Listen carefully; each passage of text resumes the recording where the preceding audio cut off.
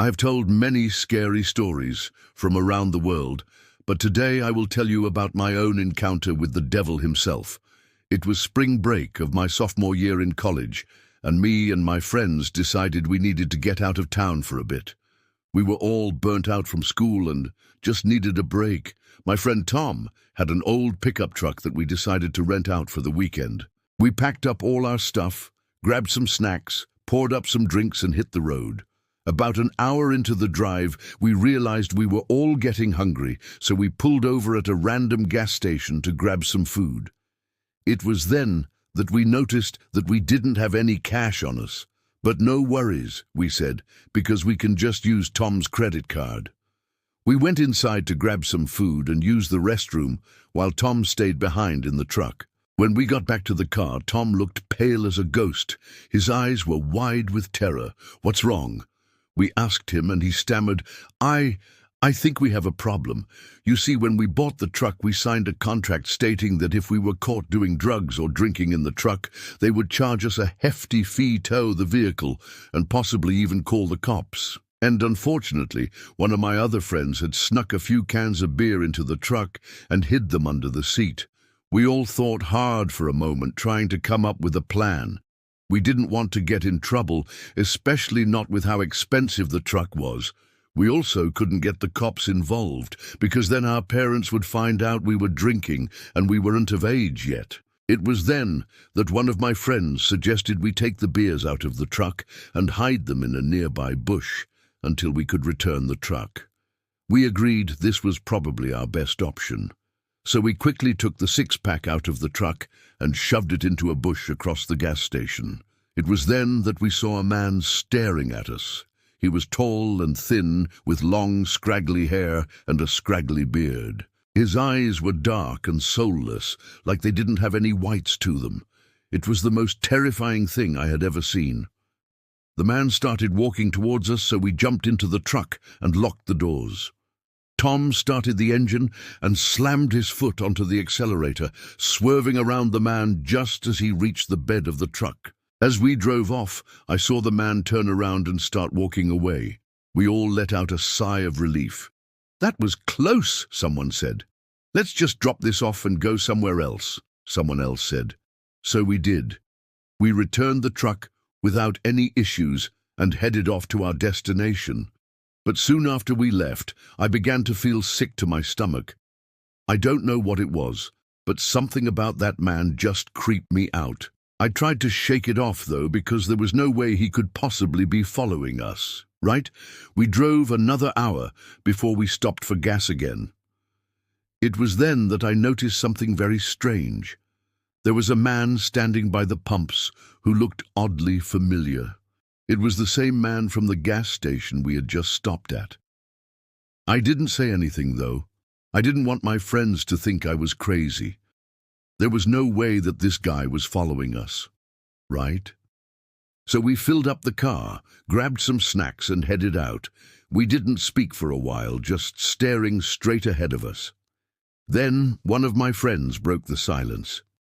"Do you guys think that guy from earlier is following us?" I responded. "I don't know. It's probably just a coincidence." Just then Tom slammed on the brakes, making all of us jump. "What are you doing?" I asked him. "I think I just ran over something," he replied. "I hope it was just a dog." He got out of the truck to see what he had hit, and the rest of us followed behind him.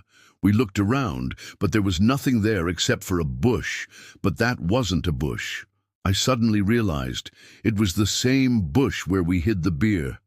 Had that man led us back to it? Why? Was he going to steal the beer or kill us for hiding it? We didn't know.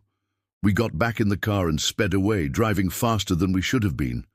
We didn't stop to get gas again. Instead, we used the gas that was already in the tank to push our car to its limits.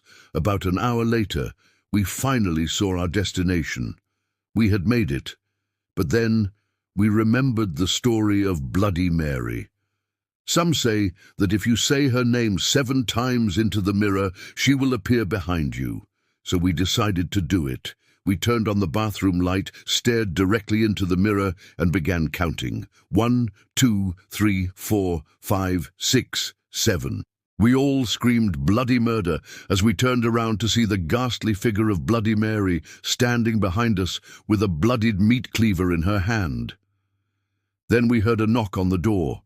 Whoever was outside began to rattle the doorknob. We all huddled in a corner as the knocking continued. "Come on, whoever's out there, leave us alone. Please," someone yelled. Then we heard footsteps retreating down the hallway.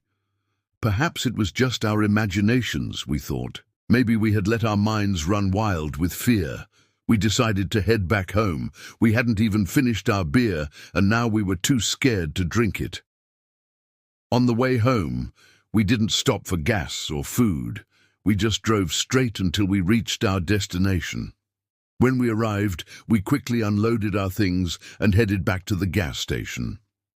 We didn't need to see one more thing that was possibly connected to that man. When we got back to the car, I noticed that the windows had been fogged up from the inside, but when I wiped them off, there were no marks left. And that's when we knew that we were being watched. We all got into the car and started it up, but no one moved. We were frozen in fear as we waited for whatever was out there to make the next move. After a few moments, the sound of footsteps was heard near the car. We all screamed as the footsteps drew closer. But then we heard a knock on the window. Someone was tapping their fingers on the glass, but when we rolled it down, there was no one there. The only thing we saw was a pair of feet and a shadow. The shadow didn't match the size of the feet. It was much larger. We started screaming and making tons of noise, hoping that whatever was out there would go away. But it didn't. It just stood there and stared at us. Finally, we got out of the car and ran as fast as we could to our front door. As we were running, we could hear the footsteps getting louder. Whatever was out there was coming for us. We burst through the door and locked it behind us. Panting heavily, we turned around to face the window. But there was nothing there. The footsteps had stopped, and all was silent. We never found out what that man wanted with us. And to this day, we still wonder if he was the devil himself. I know this story doesn't have a nice, neat ending, but sometimes life just doesn't work that way. Sometimes there are things in this world that we will never understand. All I can say is that if you see a man who looks like the devil, you should probably stay away from him.